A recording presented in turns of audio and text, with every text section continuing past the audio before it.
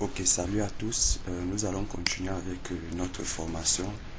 Déjà, qu'est-ce qu'on va voir aujourd'hui? Nous allons voir comment enregistrer des données, les modifier, effacer. Et nous allons voir aussi comment faire des recherches à l'intérieur d'une base de données qu'on aura préalablement conçue.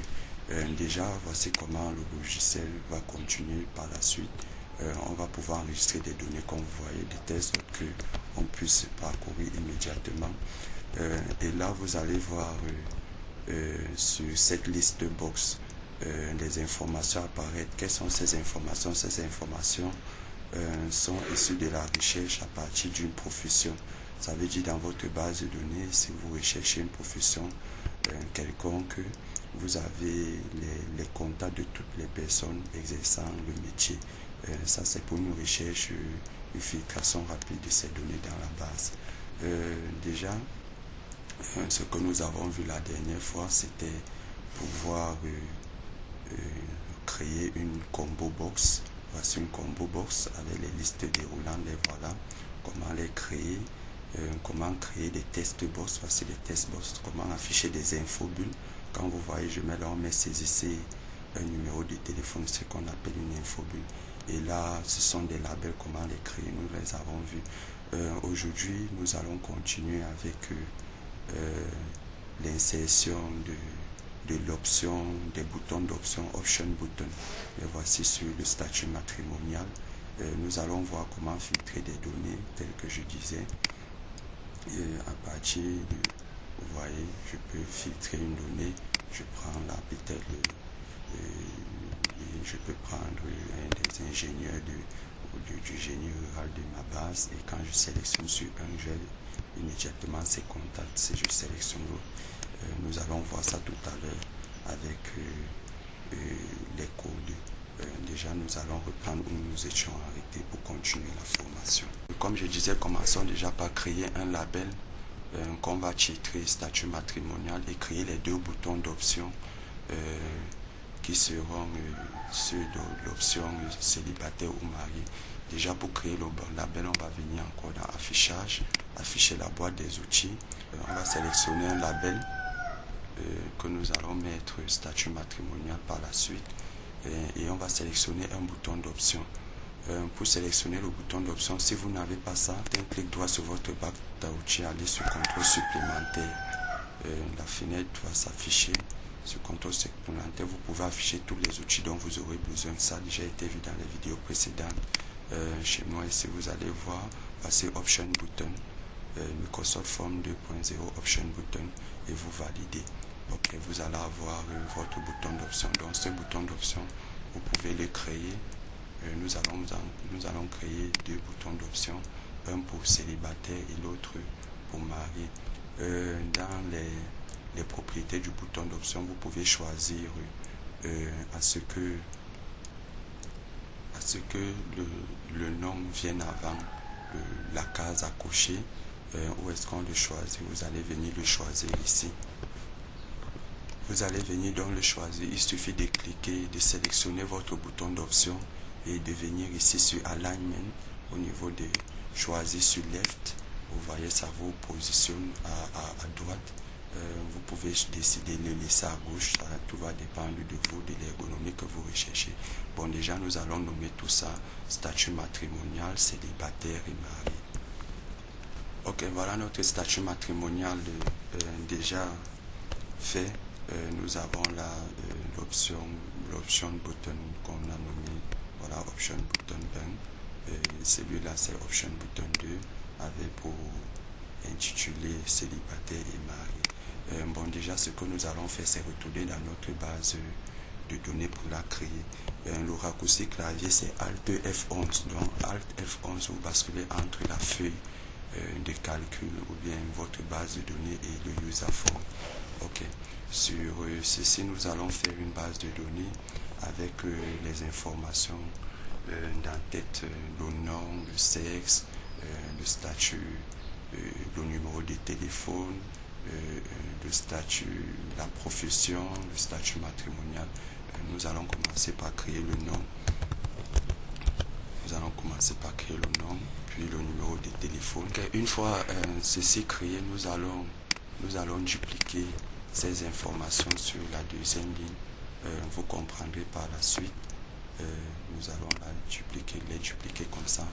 Et la base de données ici, c'est un tableau que nous allons créer. Il s'agit souvent des tableaux personnalisés. Vous allez comprendre au fur et à mesure, mais pour le moment, nous n'allons pas mettre des titres de personnaliser en tant que tel ce tableau. Et pour créer ce tableau, ou bien cette base de données, vous sélectionnez toutes les informations d'entête qui entreront dans la base de données. Vous allez sur l'onglet accueil, puis sur mettre sous forme de tableau. Bon, moi je vais choisir ce modèle là, et n'oubliez pas de cocher mon tableau comporte des entêtes.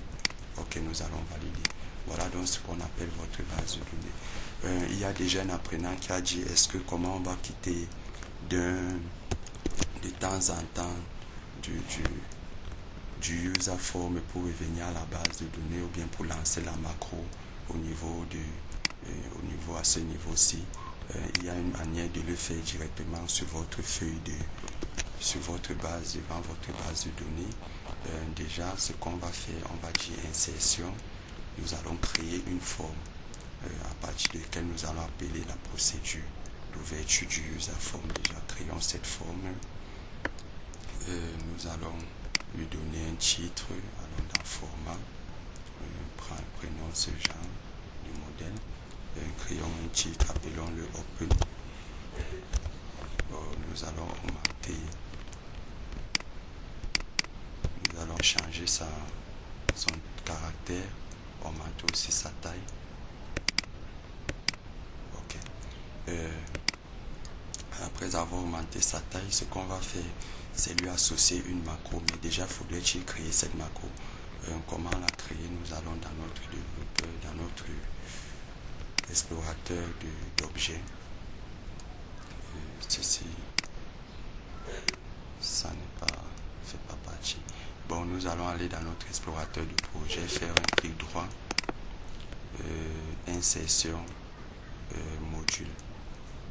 Dans ce module, nous allons l'appeler ouvre le user form. Nous allons dire user form open, ou bien nous pouvons laisser le module comme ça, le nom du module 1.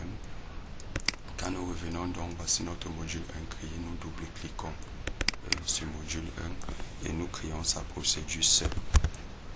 C'est le début de toute procédure. Nous allons dire ouvre le user form. Ouvre user form. Ouvre user form. Quand on clique sur entrée, voilà, les bornes de la procédure sont ouvertes et vous pouvez créer dans le code d'ouverture ou bien pour appeler le user form. Qu'est-ce que c'est? On va dire user form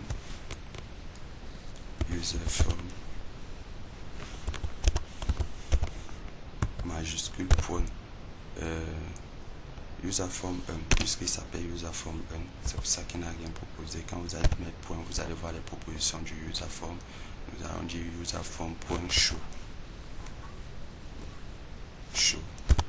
Ok. Là, c'est la procédure permettant d'appeler dans l'ouverture du user form. Déjà, donc, nous allons rentrer sur ici. Nous allons donc créer la macro qui va appeler cette procédure.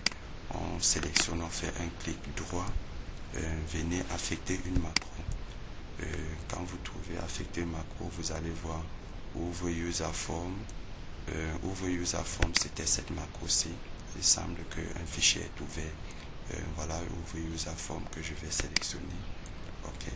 Là, quand je vais désormais vouloir l'appeler, voyez la main, c'est que la macro est active. Le user form peut être appelé avec tous ces outils.